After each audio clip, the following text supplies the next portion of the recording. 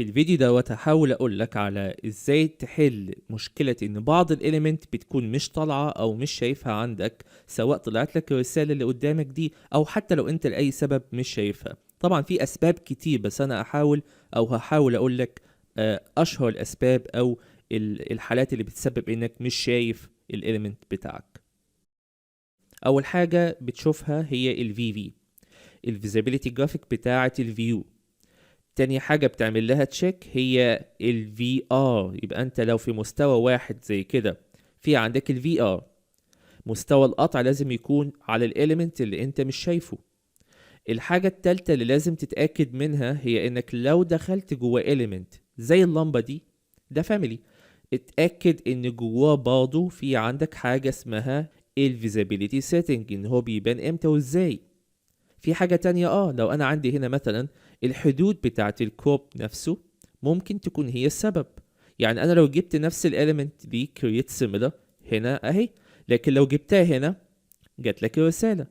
فالفي في الفي ار الفيزابيليتي بتاعت الاليمنت نفسها، الحدود بتاعت الكروب بتاعتك. وما تنساش برضو الكولوم او حاجة زي الاليمنت اللي ليها في ار بيأثر على الفيو.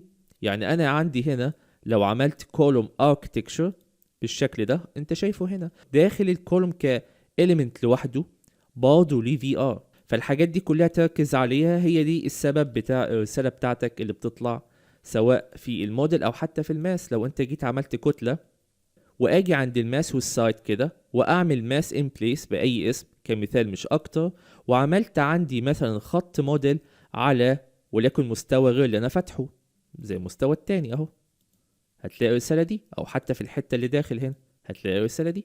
يبقى انت دايما حاول تعمل ايه كنصيحة ليك غير انك تكون متمكن من الحاجات دي، دايما افتح فيو للعمل وافتح فيو للتشيك. يبقى انا عندي هنا بكون فاتح ال 3 دي كده، وفاتح عندي البلان او السكشن او الواجهة اللي بشتغل فيها. عندي ده بشتغل هنا، وعندي ال 3 دي بعمل عليه تشيك، وهكذا.